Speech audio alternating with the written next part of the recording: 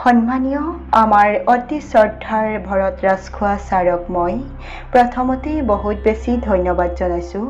তেওঁৰ সাহসতে উচ্ছ্বাসিত হৈ মই মোৰ প্ৰথমটো স্বৰচিত কবিতা ছুইচাইডৰ এটি সুগম পথ লিখিবলৈ সক্ষম হৈছিলোঁ আৰু ছাৰে মোৰ ভুল ত্ৰুটিবোৰ আঙুলিয়াই দি শুদ্ধ পথেৰে আগবাঢ়ি যাব পৰাকৈ মানৱীয়তা, প্ৰকৃতি, ভাষা, সংস্কৃতি, শিক্ষা আৰু স্বাস্থ্যৰ উত্তৰণত উৎসৰ্গিত লখিমপুৰৰ পৰা প্ৰকাশিত মাহেকীয়া বাৰ্তালোচনী মংগলময় পত্ৰিকাত প্ৰকাশ পোৱাৰ বাবে সুবিধা কৰি আৰু দুগুণ উৎসাহিত কৰি আগলৈ যাব পৰাকৈ বাট দেখুৱাই দিয়াৰ বাবে ছাৰৰ ওচৰত মই সদায় কৃতজ্ঞ হৈ থাকিম। ড্ৰাগছৰ নিচাত আসক্ত হোৱাসকলক উদ্দেশ্যি লিখা মংগলময় পত্ৰিকা বাৰ্তালোচনীত প্ৰকাশিত মোৰ প্ৰথম কবিতা আবৃত্তি বিতুমণি বুঢ়াগোহাঁই।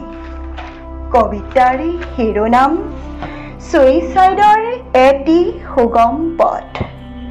অন্ধকাৰৰ গভীৰতাৰ মাজে মাজে ছুইচাইড সংগমৰ এটি নিজান পথত অগণন জোনাকীৰ নাচোন। 12 মাহত 13টা গীত গোৱা ফেঁচাজনীৰ কুৰুলি আৰু কান্দোন।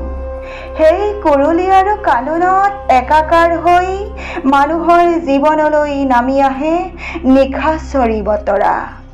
কল আৰু কমলা, চূণ আৰু চাধা, বুকু জ্বলি যোৱা পানীয়কাৰ হাত বাউলিত কাষ চাপি যাবা তুমি।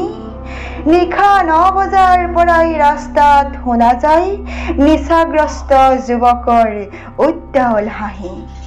হেঁপাহৰ জাহাজী কলথোক লাগি থকা তামোল থোক, আনকি আইৰ হাতৰ কাণৰ সম্পদো সলনি হৈ ডিঙি জ্বলি যোৱা পানীয়লৈ। হীৰাই হীৰাই বিয়পি পৰে চলনাময়ী মদিৰাৰ যাদুকৰী শক্তি। অজ্ঞাতে শেষ হৈ যায় যকৃত, হাওঁফাওঁ আৰু কলিজা। প্ৰেম, মমতা আৰু ভালপোৱা শেষ হৈ যায় চববোৰ। ক্ৰমান্বয়ে ধূসৰ হৈ আহে দৃষ্টি আৰু বিবেক, এনেকৈয়ে আগবাঢ়ে শেষ লক্ষ্যৰ ফালে। সৰকি পৰিবলৈ সাজু হয় জীৱনৰ পৰা মৃত্যুলৈ। ছুইচাইডৰ সুগম পথ মুকলি হৈ যায় এনেকৈয়ে।